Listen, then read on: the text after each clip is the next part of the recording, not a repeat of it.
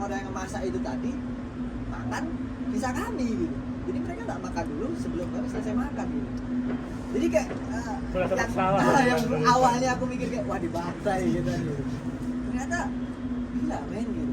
Bahkan di Indonesia aja belum tentu ada keluarga yang serela itu buat gak makan. Itu anaknya 8 itu. Anaknya 8 cewek cowok itu. Jadi anaknya pun gak makan gitu. Sehebat itu mereka. Mereka masalah senjata di Pakistan itu very common, setiap keluarga memiliki senjata, itu sangat common. Apalagi di KPK sama ya, itu sudah so common. It doesn't mean that seorang itu teroris dan segala macam mau nembak kamu, enggak, itu gue jaga-jaga aja. Iya. Dan sometimes malah buat fun aja, dor itu udah biasa. Iya. Jadi kalau mereka kamu datang ke rumah seseorang, mereka nunjukin punya AK kayak punya pistol itu so common. Kalau pertama kalau orangnya nggak ngerti pasti takut. Serang, Takut. Iya. Karena di Indonesia is not common. Dan di sini itu common. Depan mata lagi. Dan di Indonesia kan untuk memiliki senjata udah ada izinnya dan orang-orang tertentu aja, nah polisi atau tentara yang bisa memilikinya. Di sini tuh bisa setiap orang bisa punya, dan itu kan common banget. Itu kayak culture shock ya bagi kita ya. Kaget. Kita Kaget. Sepreman-premannya itu keringet dingin aku ya. Preman-premannya orang datang dari Indonesia misal ke sini main ke rumah orang itu sarapan malam, makan malam dibawainnya akak begini. Siapa yang nggak gentar? Kalau udah tahu kan kayak kita udah biasa. Enjoy. Soalnya tangannya itu bolong di sini. Itu juga. Jadi dia kakak beradik. Ah, Dua orang ini kakak beradik. Mainan senjata waktu itu. Tangan dia pertama main itu tangan ke kita. Tuh lihat tanganku, bolong tangan dia. Siapa yang nggak gentar gitu kan malam tuh kan darah kita tercucur. Tapi itu emang kayak karena pertama juga gitu kan aku main ke pelosok gitu ke daerah-daerah pedalaman. Tapi memang dari situ akhirnya saya berpikir ya ternyata memang ini hanya sekedar orang-orang yang berkepentingan. coba aja kalau orang yang nggak tahu ya, nggak tahu kalau di Pakistan tuh orang-orang di sini untuk memiliki senjata itu common. Lalu kamu datang ke rumah mereka ditunjukin, kamu foto aja sama AK, postingin dari Facebook, keluargamu udah pikiranmu anak-anakku masuk Taliban, malah menjadi teroris segala macam. Itu kan nggak tahu kan. Tapi dulu aku pernah kayak gitu. Gitu gimana? Aku pernah. Jadi memang sengaja gitu kan. Aku pakai gamis, habis itu pakai sorban, atau hypermarket di sini lah di pesawat. Aku foto, aku kirim ke keluarga aku, terus aku bilang, "Kamu pamit." Ini gempar itu. Semua orang nelpon itu. Kamu mau kemana gitu? Gak bercanda. Pikir mau jihad, meledakkan bom apa gimana gitu kan. Jadi nggak sengaja gitu. Lucu. Biasanya kan kalau orang-orang keluarga kita gitu Indonesia kan melihat keluarga kita kayak yang wow, padahal kita di sini. Karena Mainan orang itu aja. kalau nggak tahu akan sesuatu, itu pasti benarnya tuh hanya negatif. Kayak kamu lihat orang, kamu nggak kenal sama dia, Iya. pasti dia tuh benar negatif. Nggak mungkin yang positifnya kamu ambil. Oh dia tuh pasti orangnya baik, gimana kamu tahu dia baik? Kan nggak kenal, tapi pasti negatifnya kamu. Oh ini pasti gini nih, gitu kan? Padahal enggak. Karena enggak. Tapi itu lumrah orang berpikiran negatif terhadap sesuatu yang nggak mereka tahu, itu lumrah. Nggak bisa disalahkan. Ya. Karena belum tahu lah. Belum tahu. Kenal lah gitu. Orang belum tahu nggak bisa disalahkan. Tapi ada yang unik lagi dari Gilgit tadi. Gimana? Ada waktu di rumah kita nginap itu, yang mana orang tuanya anaknya tadi, ibunya lah lebih tepatnya, itu tidak mau ngomong sama kita. Ya. Tapi bisa bahasa Inggris. Enggak, maksudnya mereka Ada. Jadi dari Bisa. perempuan-perempuan itu ada yang bisa bahasa Inggris. Bisa. Tapi dia nggak mau ngomong sama Orang asing. laki yang bukan dari keluarga. Pokoknya harus keluarga lah gitu. Kan itu lumrah di sini. Ya, tapi itu menarik juga sebenarnya. Menarik Artinya lah. gini, apakah perempuan di sini, maksud saya di negara ini, itu termasuk ke perempuan-perempuan yang dibatasi aturannya? Artinya kan ini berkomunikasi gitu. Itu saja nggak boleh, foto nggak boleh, segalanya nggak boleh. Iya. Itu lebih ke budaya ya. Budaya kayak. Culture mereka begitu. Soalnya aku tanya kan sama si pemilik rumah, kenapa orang-orang sini ceweknya, ibu-ibu lah lebih tepatnya, Assalamualaikum gitu. Kenapa dia tidak membalas salam saya? Terus dia bilang, sorry ya bro, memang ini culture kami katanya. Tidak boleh berbicara cewek itu sebelum itu keluarganya sendiri. Kan unik gitu. Jadi dalam hati itu udah anjir kok gak Sombong banget gitu kan. Jadi intinya para perempuan yang di Indonesia bersyukur. Ya, ya. Masih bisa belanja kan. banyak yang bersyukur jadi orang Indonesia, tinggal di sana, lahir di sana. Kadang-kadang dengan traveling ini kita, jiwa nasionalisme kita sebagai orang Indonesia itu akan lebih tinggi, karena kita ya membandingkan, dari membandingkan itu kita tahu mana yang di atas, mana yang di bawah, dan kita bisa bersyukur. Kadang kan ada orang yang nggak pernah kemana-mana, itu kurang bersyukur, negaraku Indonesia banyak korupsi lah, gini belum, karena belum melihat yang lebih worse dari Indonesia. Iya. Kalau kata orang itu kamu sama seperti kata di sumur, lubang sumur yang kecil. Tempurung. Nah, beda kalau kamu menjadi kata di danau itu bakal beda gitu. Mungkin di danau kamu cuma sekedar kecebong gitu, padahal di sumur kamu udah jadi kata gitu. Jadi artinya memang kita harus menjelajahi dunia luar. Ya. Harus.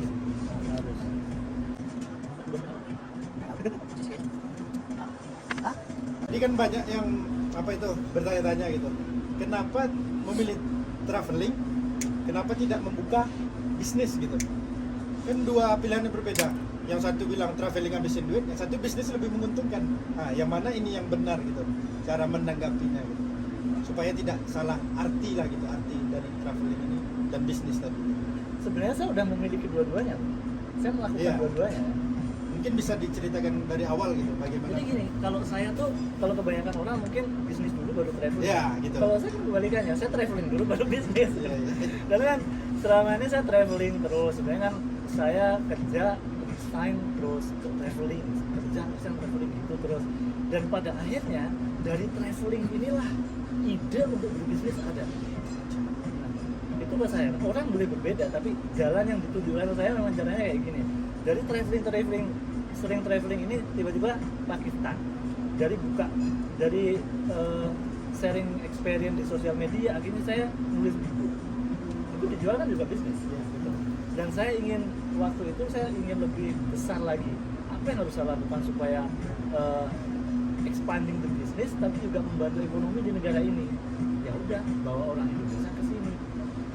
Bagaimana meyakinkan orang Indonesia supaya mau ke sini? Dari membaca buku-buku, dari promo-promo event-event yang saya adakan, dan pada akhirnya saya bisa membawa orang ke sini, itu udah bisnis. Jadi I'm traveling, I'm also having a business at the same time. Jadi aku bukannya nggak bisnis, I'm also doing business in the same time while I'm traveling. Jalan-jalan sambil bekerja. Iya, dan dua-duanya malah kan. Jadi kalau orang biasa bisnis habis itu healing. Iya, banyak gitu. Kalau saya healing dulu. Ini memang manusia ini sedikit berbeda memang. Dan sekarang mana barengan kan, Ah. healing sambil bisnis kan. Abnormal. Kalau udah kayak gini bingung nanti kalau healing. Yakin ya. Apalagi healingnya gitu.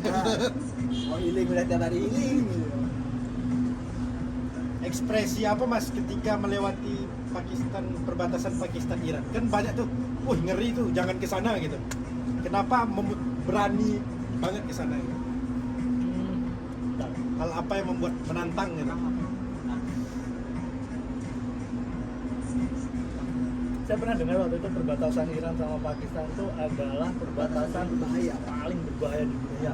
Media tuh kan capturingnya kayak gitu, the most dangerous border in the world is Iran Pakistan. Sebenarnya bukan bagian Irannya kan, Ya. tapi dari saat memasuki Pakistan, dari Tastan ke Quetta itulah yang dianggap bahaya. Waktu saya memutuskan untuk menyeberangi perbatasan itu, sebenarnya selain penasaran, saya juga kebayang-bayang terus loh. Kayak kalau aku nggak ngelakuin ini, aku kan penasaran seumur hidup. Bertanya-tanya lah. Jadi aku lakuin karena pertama aku selalu berpikir positif dalam banyak hal gitu kan. Kalau aku berpikir negatifnya ya aku nggak berangkat akan takut terus. Iya. Aku berpikir positif, everything is going to be fine. Aku tahu nggak akan terjadi apa-apa sama aku. Ya udah aku lakukan. Waktu aku crossing the border dari Iran ke Pakistan itu, di Tastan kan desa pertama setelah di border Pakistan itu namanya Tastan. Ya. Ini nggak ada apa-apa, itu desa gersang yang sepi banget dan boring banget. Kesanku ya nggak ada apa sama sekali, nggak ada takut, nggak ada apa. Aku kan semalam di sana disuruh nginep di kantor polisi kan, Ya. karena aku nggak boleh pakai public transport.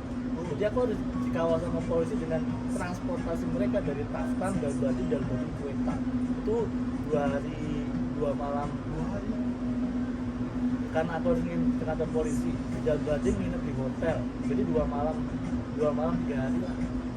Jauh juga. Jauh juga. Rio Dan itu Jakarta. perjalanannya di ngelewatin apa? Padang pasir gitu. Dari satu pos yang lain. Dan waktu di perbatasan Iran sama Pakistan, oke, aku mau meninggalkan Iran ya. Mau ke Pakistan, itu kan jalan kaki ya.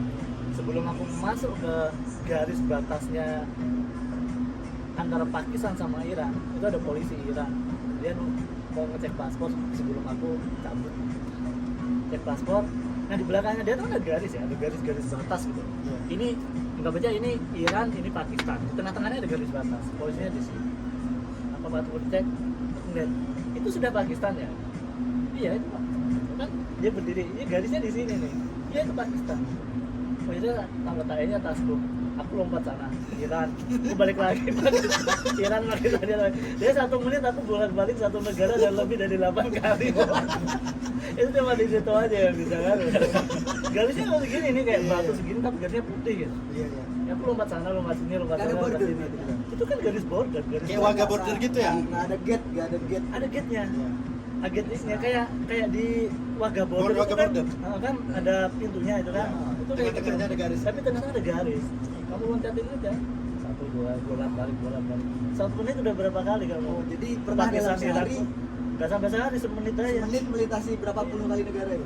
Ya cuman Iran sama Pakistan tapi kan Berapa banyak puluh kali. kali ya? Mantap. Jadi kesannya aku nggak merasa takut segala macam akan terjadi sesuatu. Aku bahkan nggak takut sama sekali. Karena aku udah yakin dalam hati everything's going to be fine. Karena terjadi apa-apa, I'm not gonna die in Pakistan in the border apa lagi. Karena aku saat itu aku udah pernah ke Pakistan sekali dan aku sangat bukan sangat sih, aku mengerti karakter mereka ini. Mereka orang yang sangat melindungi tamu. Itu yang membuat aku yakin I'm going to be fine. Sebelum masuk ke Pakistan, adakah orang memperingati dulu jangan ke sana? Ada. Udah, banyak Banyak ya? banyak lah. Apa kata-kata yang paling diingat? Aku nggak ingin melihat kamu mati.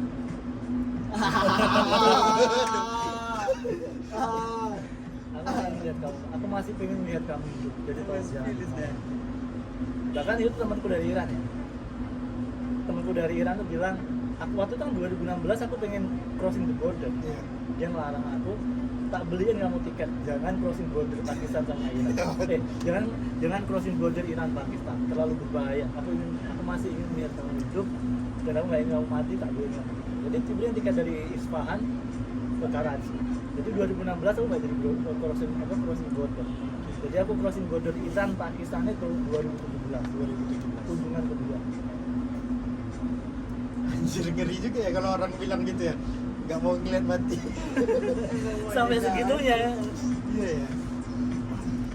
Nah, setelah melewati perbatasan itu kan banyak bertanya-tanya, kok bisa gitu? Apa yang nggak bisa? Kok bisa masih hidup gitu loh maksudnya? Ya karena nggak ada tuh ya apa? Jadi memang kita sekedar benar-benar Beda banget. Maksudnya di sana tuh juga, Apa kok? Enggak ininya. Lanjut terlalu ini. berarti maksudnya di sana tuh juga bukan kayak yang tempat yang menyeramkan banget. Ada. Nah, cuman bedanya tuh kan sepi banget. Kita sebagai warga negara asing tuh kan nggak diizinkan untuk Selatan naiki public transportation. Ya, ada. Jadi kita tuh diantar sama polisi dan dikawal sama polisi dari pos ke pos. Dari desa ke desa, dari desa A ke desa B. Polisi dari previous desa ini nganterin ke desa selanjutnya, cek pos selanjutnya. Nah habis itu mereka balik. Ya, polisi dari pos ini melanjut dampingin aku ke cek pos selanjutnya. Itu terusan setiap hari sampai tiba dari Taftan ke Dalbajin. Itu udah berapa 16 kali ganti polisi kali. Presiden Ganti pun- transportasi. Presiden pun kalah. Kalah. Lebih Kalah ketat pasti. daripada presiden. Iya. Mantap memang. Dikawal polisi. Dan pemandangannya dulu bagus banget pemandangannya kan, gunung-gunung pasir yang dengan gunung-gunung yang keren. Tapi emang orang asing kan nggak bisa ke sana, nggak bisa menikmati lah. Aku bisa melewati itu karena aku emang melewati perbatasan kan, tapi kan nggak bisa untuk enjoy kan can I stop just for 1 hour to get no, it's impossible gitu. Jangan bisa dinikmati ya. Iya, nggak bisa dinikmati, cuma numpang lewat aja. Setidaknya udah pernah melihat. Mata udah dapet lah datanya. Tapi onta-onta itu berlarian di mana-mana tuh banyak. Onta-onta liar gitu tuh. Onta liar. Tetapi kenapa tempat di Pakistan itu yang indah jalannya berbahaya gitu? Nah itu kan ngeri-ngeri kan. Gunung apa itu namanya? Karakorum. Karakoram. Karakoram. Itu karena itu kan di pegunungan, dan pegunungan itu kan sering longsor. Sebenarnya jalan Karakoram itu sekarang udah bagus, udah bagus. Itu bagus pun dibagusin kayak gitu. Kalau udah longsor lagi, rusak lagi, benerin lagi, itu akan seterusnya kayak gitu deh. Tapi katanya Karakoram juga most dangerous ya. Iya. Jalan paling dangerous. berbahaya di dunia. Salah satu jalan paling berbahaya di dunia karena seringnya terjadi kecelakaan.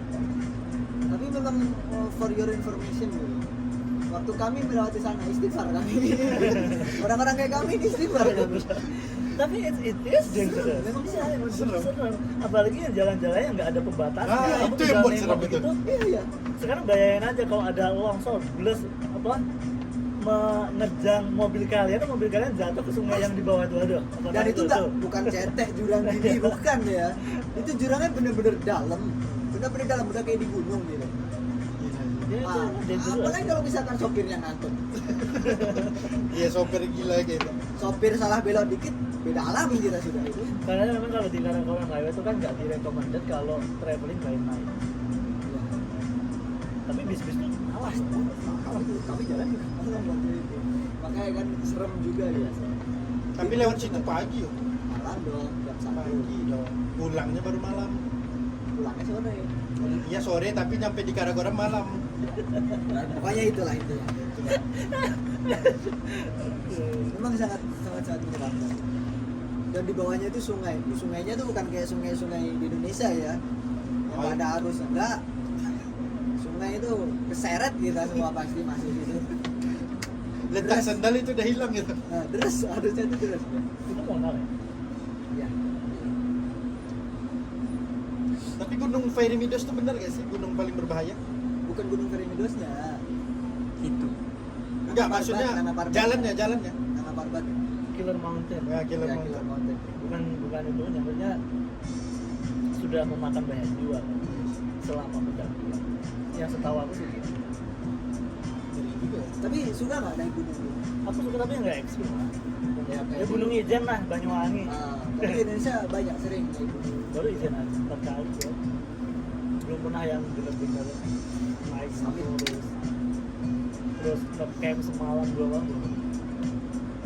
Tapi biasanya kan kalau orang-orang tuh suka jalan-jalan gitu pasti suka naik gunung Aku juga. suka sih, suka. Karena ya tuh belum yang kayak orang-orang lain yang belum banget. Nah, belum yang hard-hard banget.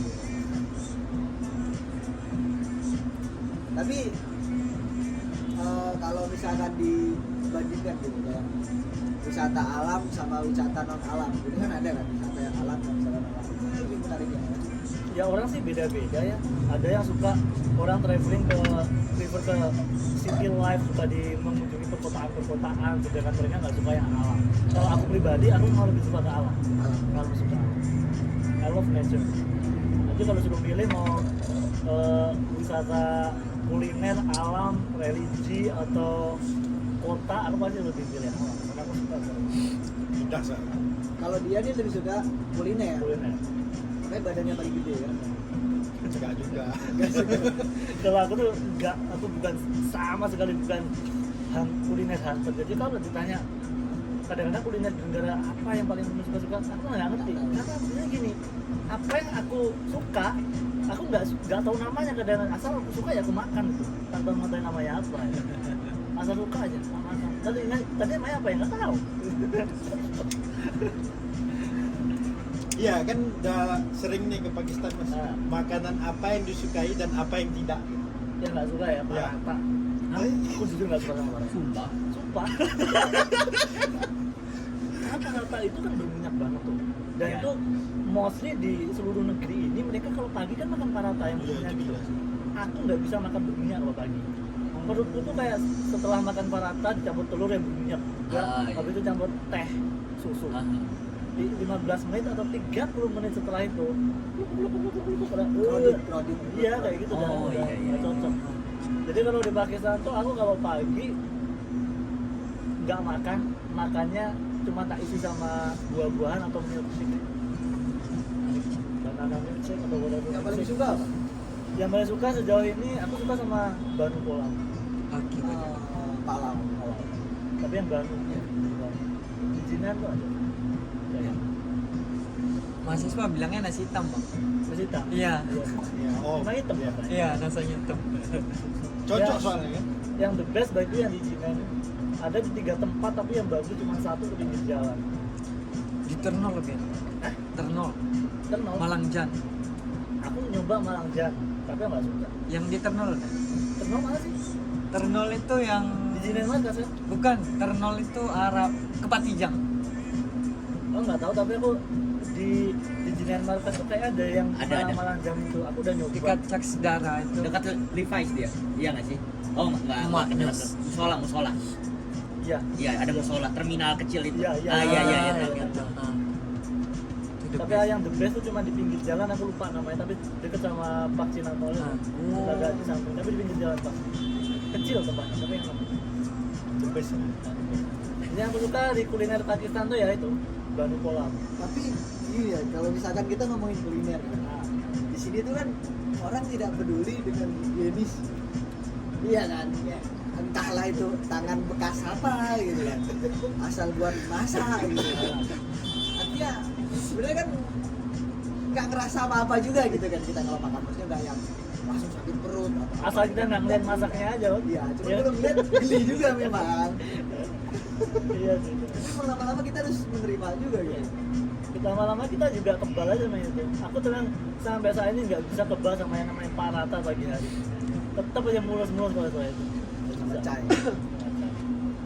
Parata. Kita makan parata tiba. Kalau karena kan mahasiswa, Mau parata nggak mau. lover mau nggak mau. Kan? Kalau kita bukan yang nggak enak, nggak mau. Halal haram hantam sudah.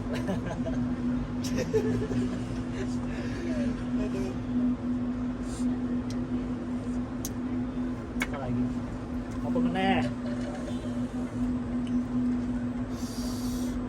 Nah, jadi buat teman-teman yang mau ke Pakistan, ada Bang Billy ini, Mas Billy. Lebih Kalau ingin informasi lebih lanjut tentang Pakistan, bisa langsung hubungi Mas ya Mas.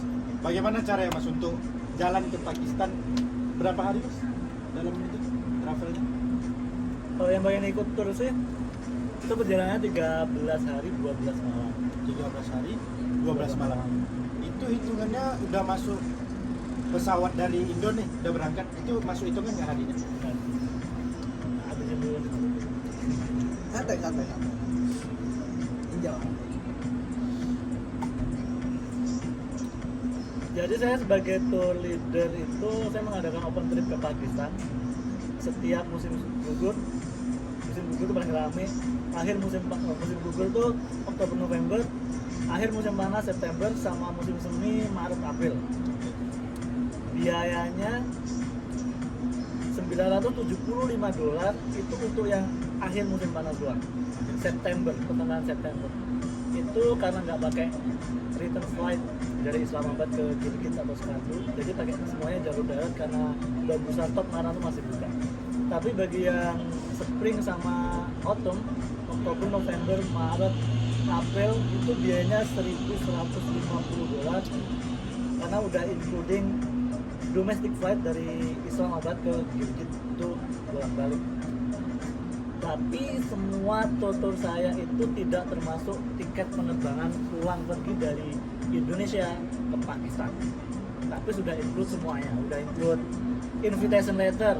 Invitation letter itu sebagai syarat pengajuan visa Pakistan itu sudah disediakan dan sudah termasuk visa, makan 3 kali sehari, hotel sekamar berdua, travel insurance, land transportation juga termasuk domestic flight, air mineral setiap hari, tea breaks, makan 3 kali sehari, tour leadernya saya sendiri, dan nanti juga ada asisten-asisten dari mahasiswa Indonesia atau mahasiswa Pakistan.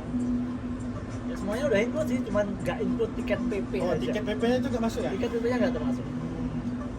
Jadi kalau ingin ikutan open trip bisa langsung hubungi saya di Pilih Backpacker di Instagram ada, di Facebook ada. Di Facebook ada juga. Di Facebook ada. Atau Nomor WhatsApp juga ada di bawah sini. Jangan nomor WhatsApp juga. Nomor WhatsApp ada.